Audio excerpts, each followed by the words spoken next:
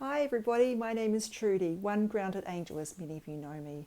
I am an energy healer and an angel card reader, and this is my weekly angel card reading for the week starting Monday the 20th of December through to the 26th of December 2021. So we'll start shuffling now, and these cards are designed to give us some insights. What it is that Spirit wants us to know, to help us make good choices, to help us better understand what's going on for us in terms of our life lessons and our ongoing personal development, the journey that all of us are on.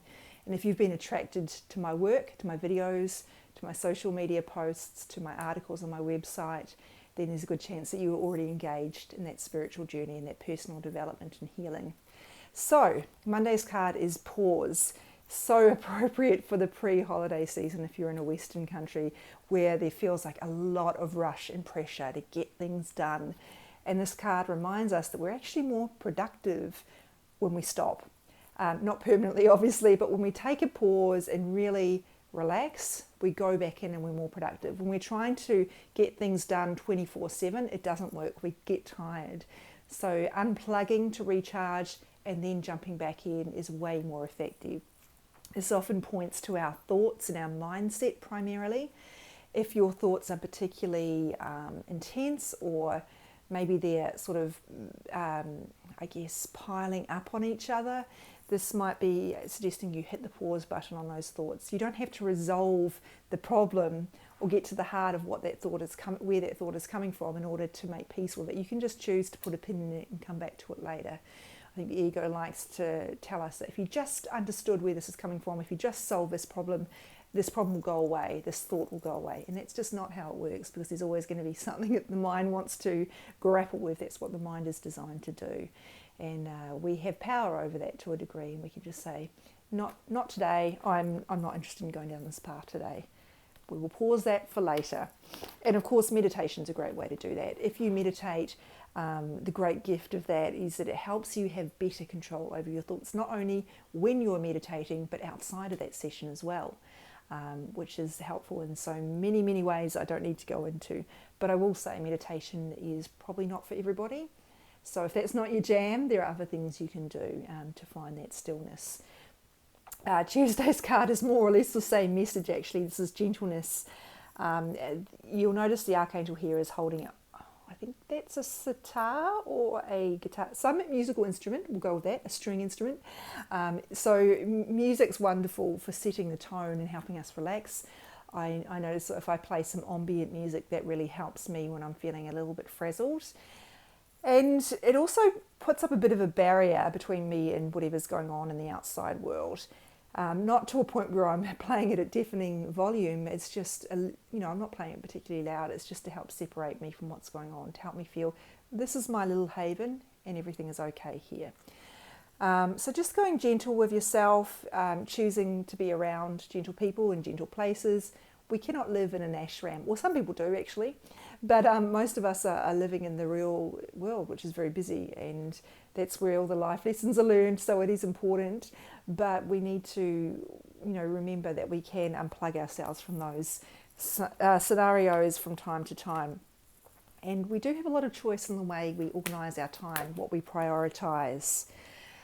Wednesday's card, also a really beautiful soft message here. It's Kuan Yin, the Eastern goddess or deity, and then I apologise if I've got that wrong, but the theme is compassion, and of course she's sitting in the lotus. We know that, well, maybe you don't, but if you don't know, the lotus is all about beautiful things growing out of the mud, and I would never advocate you have to get yourself into really challenging situations. That's the only way you grow. But if a situation is coming up, there's a good chance there's something it's trying to teach you. That doesn't make it any more comfortable, I know. But sometimes there is something to be gained from that challenge that you're going through. And if you can't find the positive life lesson or the good thing at that time, don't force it. Sometimes we have to sit with the uncomfortable feeling. Sometimes it's only in hindsight that we learn, oh, this happened because that job actually wasn't right for me. But don't force it. If you're feeling whatever you're feeling, you're entitled to feel that way, and let yourself feel that way. Back to this message. I'll read you this actually because it is quite appropriate. Release judgments about yourself and others and focus on the love and light that is within everyone. So it's about understanding everybody's doing the best that they can. And when it comes to judgment, I don't think it's possible, or I very much doubt it's possible to get to a point where we never judge anyone and we never judge ourselves.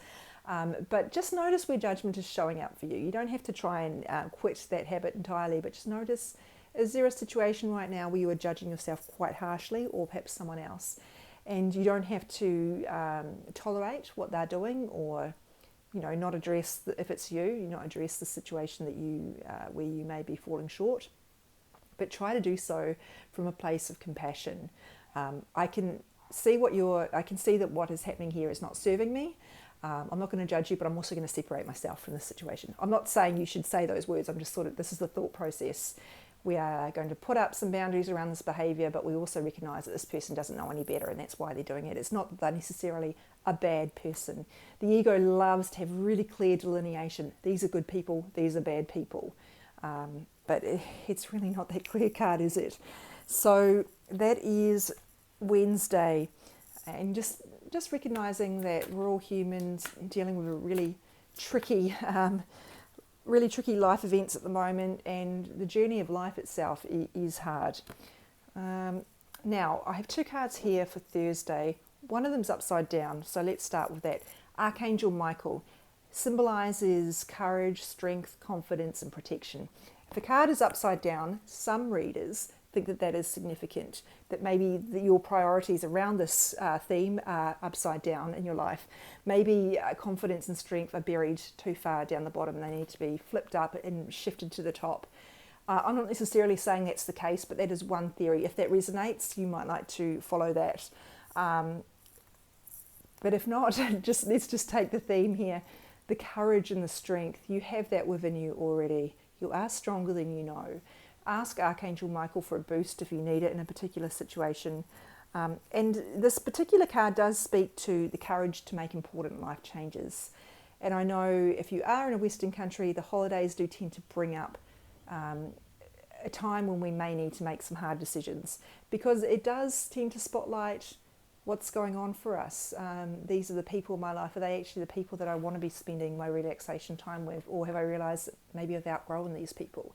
That's just an example. It's no coincidence that a lot of relationships come to an end around December, and also a lot of engagements happen around December, because it can solidify, what's going on. Anyway, Merlina, don't know if I said that right. That's the other card anyway. And it's about confusion. Actually, I'll read this to you. It's interesting. You are confused and indecisive because you do not have enough information. Do research or seek expert advice before making a decision. So I think these two cards are quite good companions. This card is saying you need the courage and the strength to go ahead with what you want to do, but you must do your research before you step forward. Now, I know this says seek advice. It does say seek expert advice. We need to be really careful about who we ask for advice. I posted about this recently. If we are asking our friends, they have the best of intentions, or they should do if they're our friends, but they can only speak to what they would do. So do not give it too much weight, because they are dealing with their own fears, their own wounding, etc. So I'm not saying disregard it, but don't put too much weight on what your friends think in this situation, because they're not in it. You are. You are the best guide. But do a bit more research and seek some advice from people who are actually qualified, like a counsellor, for example. And they can't always advise you in terms of what to do, but they can certainly advise you on what you maybe need to learn or figure out here. And if it's maybe something around a professional matter, there is obviously professionals that can help in terms of finances or, health, etc. So, making decisions, that's a big theme here. And maybe you don't actually feel like you need to make any decisions. You're in a chilled out kind of zone at the moment. Maybe all you need to do is have the courage to go ahead with what is feeling right for you at this time. Even when we're at our most chilled, we can still be subject to the fears about what others will think, the judgment, etc. Maybe we're judging ourselves for wanting to relax and saying, no, you must be productive all the time. That can come up, particularly for people who are prone or have tendency towards perfectionism. Friday. In a sense, this speaks so much to that compassion and that judgment theme that I shared. And it's all about lightening your load instead of holding yourself to account to a point that is no longer helpful for you, to a point where you feel burdened down.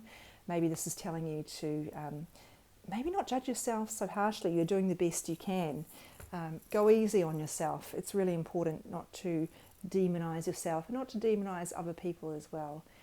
Again, it doesn't mean we should tolerate bad behaviour. We still need to hold people to account, but not to such a point where we are, I guess, being overly harsh in our judgment. I do feel for most of us it's going to be self-judgment that will come up around that message.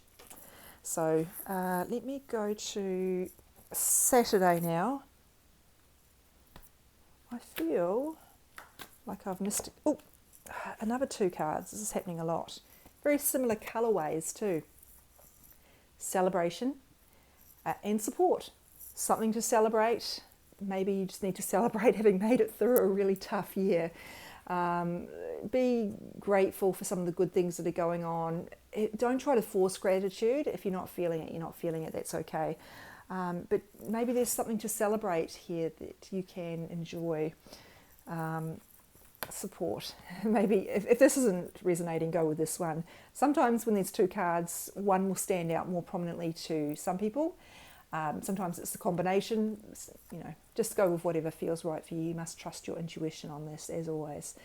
The beautiful message of support. I love the way we have a series of spirit guides, ascended masters, spiritual entities around holding up their hands to help protect the planet. And so I think the way support has always resonated for me as someone on a spiritual path is, if you're on a spiritual path, you're going to feel like there's something wrong with you. You're different, because a lot of other people don't get it. A lot of people just want to work and earn a lot of money and not have any kind of spiritual life. And that's fine. That's the path they've chosen. But if that doesn't feel right for you, and you're going down a different path where you want to continue personal development and healing from the past, you may feel a little bit isolated. And so there's a couple of things you can do. One, you might like to seek out people in the spiritual community or people who are like-minded. But if you're like me and no one really thinks like you, maybe it's because you are here to stand out and you've got something to share. Maybe that's something to focus on. But anyway, you are supported by the divine. This has been immensely comforting to me. May not have very many friends, but I have a huge amount of support in the spiritual realm guiding me. I'm never alone. So maybe it's helpful for you to think about that too.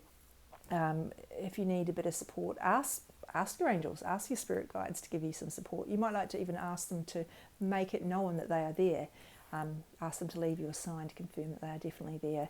Knowing that you are loved, there's nothing more powerful than that, is there? So that's Saturday. Maybe you could put the 2 cards together if you felt so inclined and celebrate the amount of support that's around you.